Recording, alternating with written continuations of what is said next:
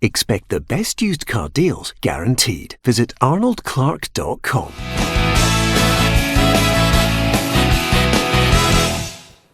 Welcome to Peter and Roughie's Football Show. It is indeed a sunny Wednesday, and I'm delighted to say on the show, Alan Rough and Barry Ferguson. Now with me, Peter Martin, and here's what we're going to be discussing today.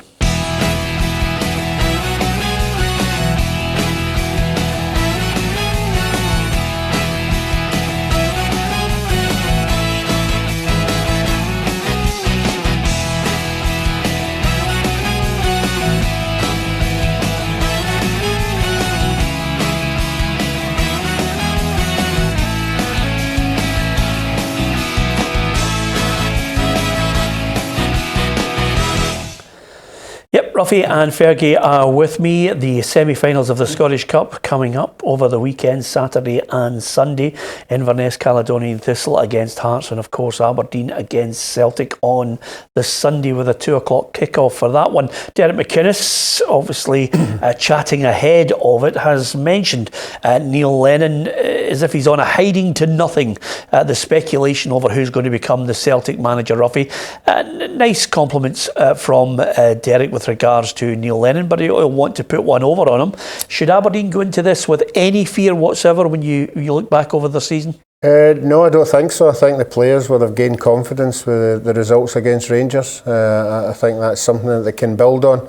They will, I think, in the inner camp be saying this could be the right time to get Celtic. They don't seem to be firing on all cylinders. They're still winning games, but they don't seem to be playing with the same flair. So they'll think on the day, if some Celtic players don't turn up and produce 100%, that they have got young players in there who want to get to a final, and just that might be the thing that will take them over the line. Yeah, I mean, when you get more and more experience of getting to semi-finals and finals playing at Hampden, the players that he has at his disposal have got that, experience of playing in those games now. They must know what it's going to take to try and get past the big clubs, and they've managed to do it. They managed to see off Rangers.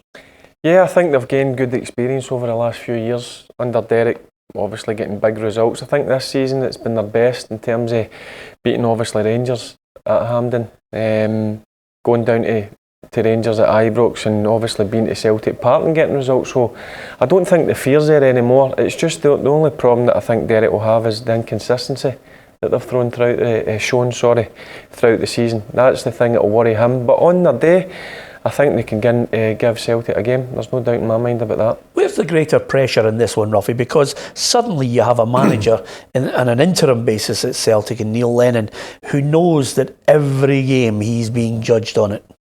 Yeah, I definitely, Neil, I'd have to tell Neil that the pressure's on. But I mean, every manager at clubs like Rangers and Celtic, the pressure's always there, the demands are always there.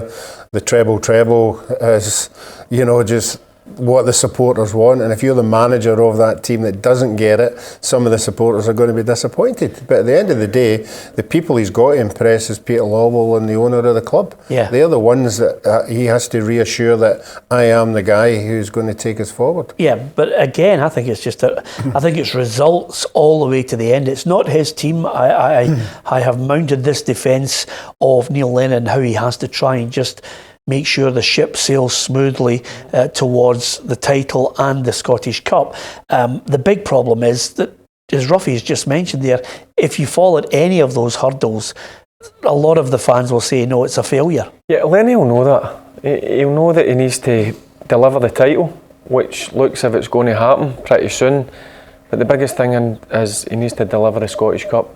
And he'll know that again. He'll put himself under pressure. He'll be letting the players know that.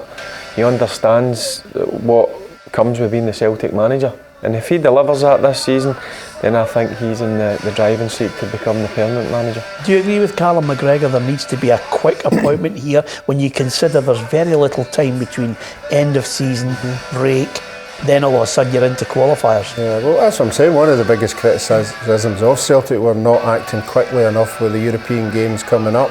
And I think Brendan Rodgers was always complaining that he didn't have the players wanted in place for it. So Neil's already come out and said, look, we're actively looking behind the scenes, and that that's fair enough if he identifies a list of players that he wants and then he gets the job.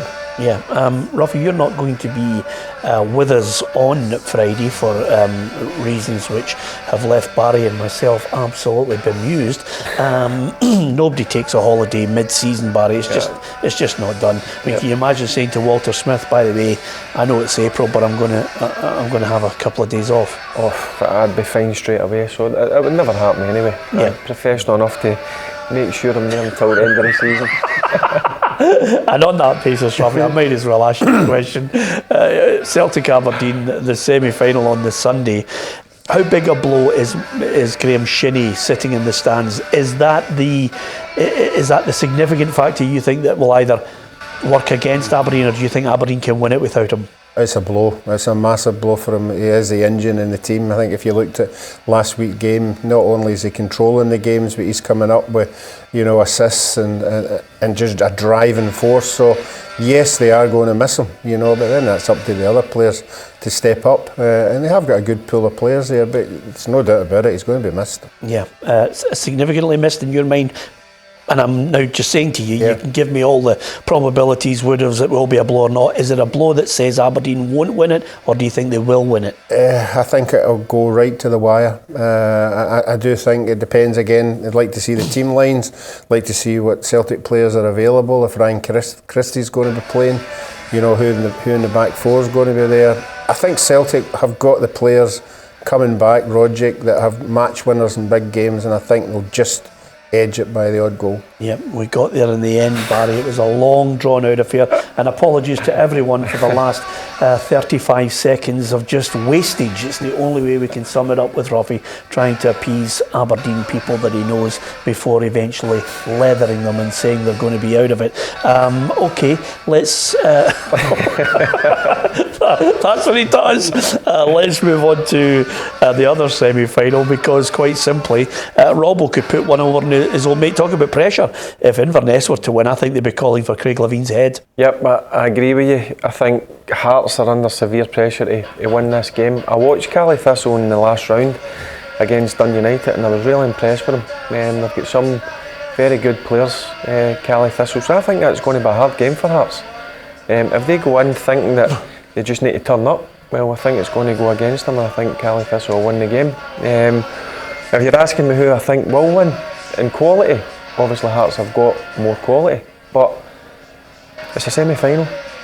Anything can happen. So I think it'll be a close one. I think Cali might nip it. Yeah? I do. Well, I mean, listen, if Inverness, Caledonian Thistle were to win it, you'd have the clamour for Craig Levine's head, but you'd also have a lot of people looking at Robbo and saying, well, he's an ex-Hearts boy. The only thing that he did wrong at Tynecastle when he was manager was not bow to the pressures of Vladimir Romanov. Mm-hmm. Yeah, and he's well liked there. We all know that. I think Anne Budge is a big fan of his as well, which would help. And I think even if the axe was to fall on Craig, he would go back to his old job. I still think he's done enough at the club. I said at the start of the season, I don't know why he does. I don't know why he puts himself through the pressure he's there. We've played them twice already, and the hostility in the stadium every time they go behind is there for everybody to see. Yeah. Every time things aren't going well, he's getting the brunt of it. So I don't think it bothers him though. I mean, I like some of his after-match press conferences, because I think there's, he never shirks, an opinion on anything. I just think he needs to slightly change the ethos of the way the team plays. I think he needs to change the players and change the way they play at times. They're too reliant on this almost hustle and bustle route one with Ekpiezu. I think they play a bit different when Nazy's in the team. Yeah, definitely. If I'm being honest with you, when Naismith's fit, they tend to play through him. When he's unfit or out with an injury, they tend to go long ball up to the big man up top. Speaking to a few Hearts fans, they want to get the ball down and play. I think they've got the players to do that, if I'm being honest with you. But listen, Craig's an experienced manager. He's got a certain way of playing. He's not going to change for anybody. So we just need to see where it takes him. Briefly, Roughie, Inverness or Hearts for you? It's Hearts for me. I think Hearts will bully them. I think it's a different level they'll come up against in the Championship. I think Mulroney will be a right big player for them. I've been impressed with him. And I thought Hearts had chances at the weekend against Hibs to win that game. So I don't think it's doom and gloom for Hearts. So I'm going to go Hearts. Okay then, it's all about opinions. You can give us your opinion on our social media outlets. Coming up, we're going to discuss strict liability and the conduct of one fan who's paid the penalty at Motherwell.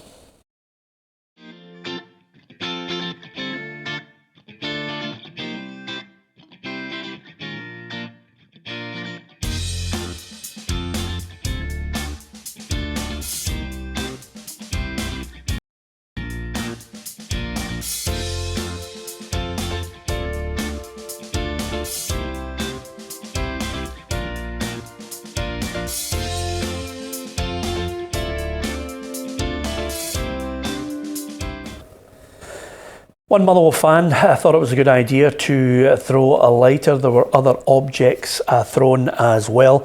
Motherwell promised they would act swiftly if they could identify the culprits, and this is what Motherwell had to say on the particular incident. Through a combination of our staff working tirelessly over the last 48 hours, we have pinpointed both the person who threw the lighter and the one who threw the pie.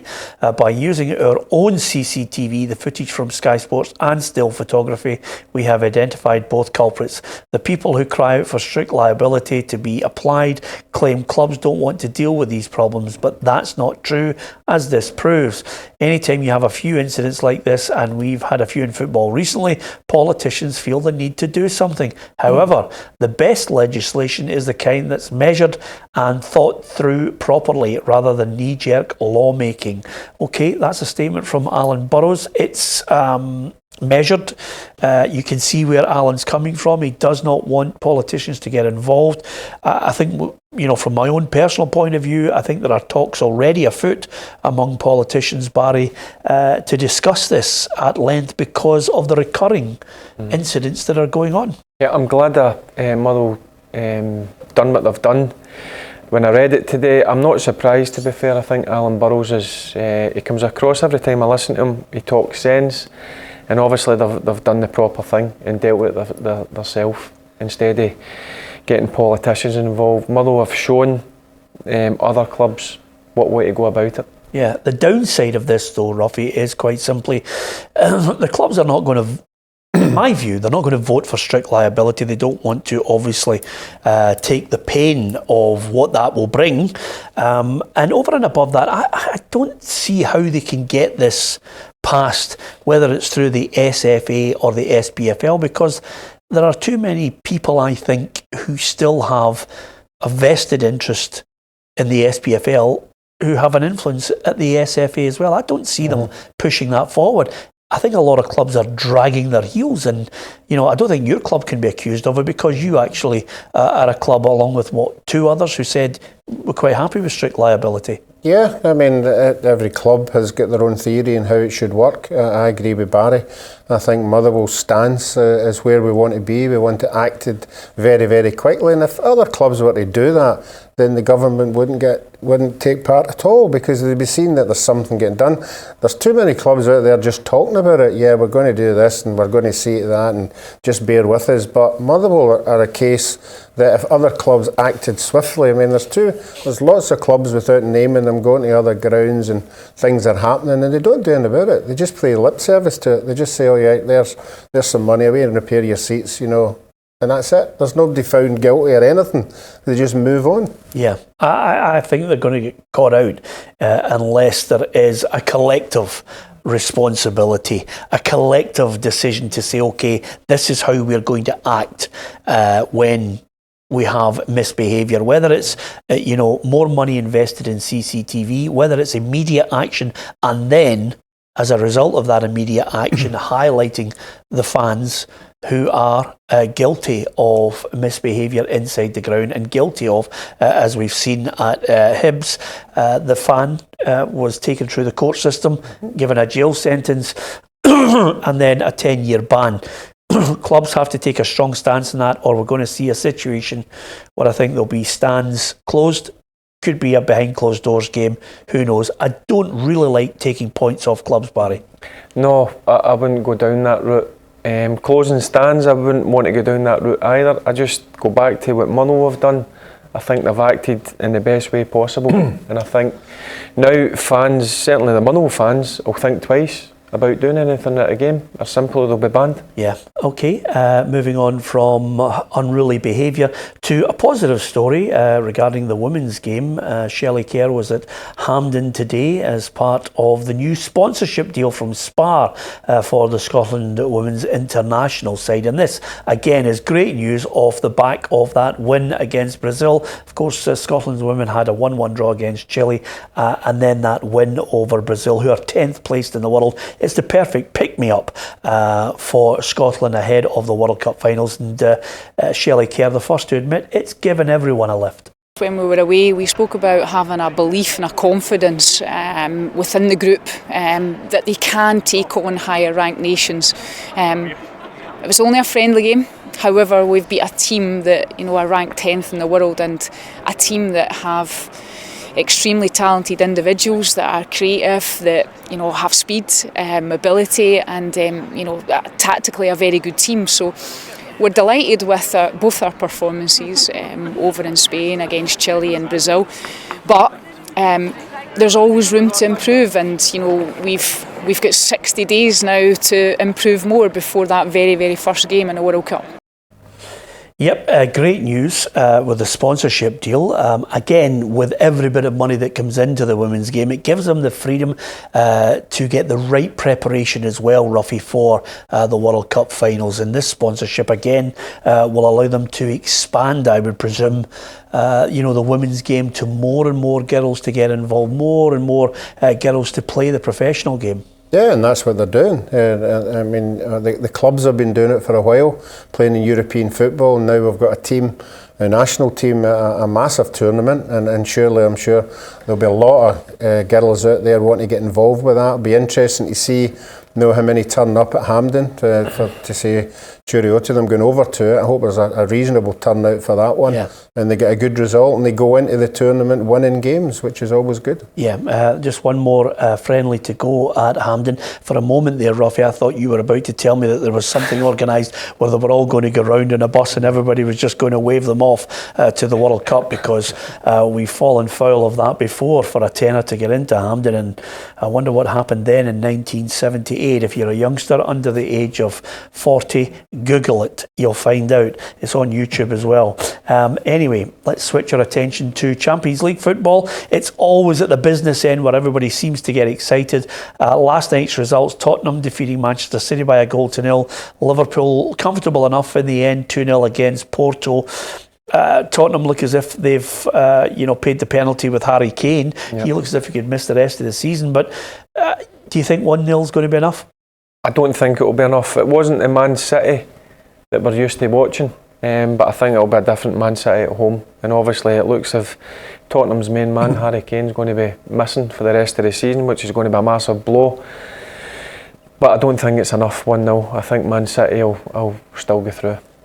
Yeah, I think the only hope that Tottenham have got are maybe an away goal, which obviously is always a bit anxious, but Harry Kane will be a massive miss. Yep. Oh, in the other match, I thought it was going to be comfortable for Liverpool, and so it proved. 2-0. You wouldn't bet against them scoring over there in the Dragao Stadium. Yeah, I mean, if you were to get an early goal over there, that would be it, done and dusted. But they'll be thinking they can get an early goal and put some pressure on them. But I still think Liverpool will be good enough to win that. Good enough for you, Barry? Yeah, Liverpool too much for Porto. Yeah, just before we talk about the two games tonight, obviously Ajax-Juventus is a big one. There's a bit of romance attached to Ajax suddenly in the latter stages of the tournament again. It's been such a long time. I think we're going back, to 95, 96. They were in the final in 95. I just wonder, Ronald de Boer says Rangers should give youth a chance and take a leaf out of Ajax's book. There's a slight difference to it. Ajax have decided to mix the youth with spending a bit of money on players as well. Yeah, well, listen, it's a great model. I'm not surprised that Ronald's mentioned that. I think certainly in the last 4 or 5 years they're starting to produce players that they've done like 15, 20 years ago. Yeah. And some of these young boys that are come through the system at Ajax are going to go on and play with the top clubs, and they're going to earn their club a lot of money. So, look, it's not a bad idea for Ronald. I would imagine that Rangers would consider doing something like that. Good enough to beat Juventus at home, or are Juventus going to get a draw or a crucial away win? I think it will be a draw over there, but Juventus will go through. Roughie?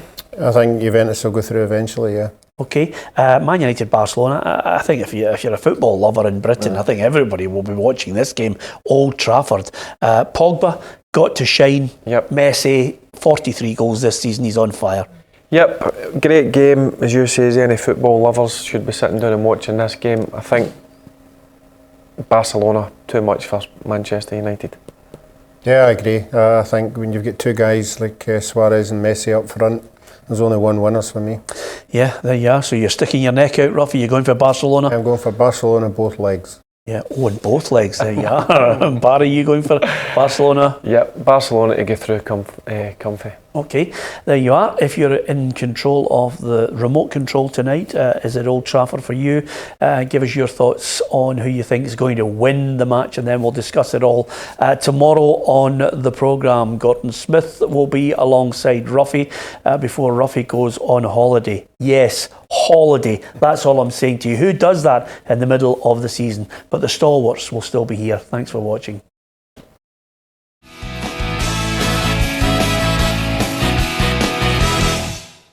Expect the best used car deals guaranteed. Visit arnoldclark.com.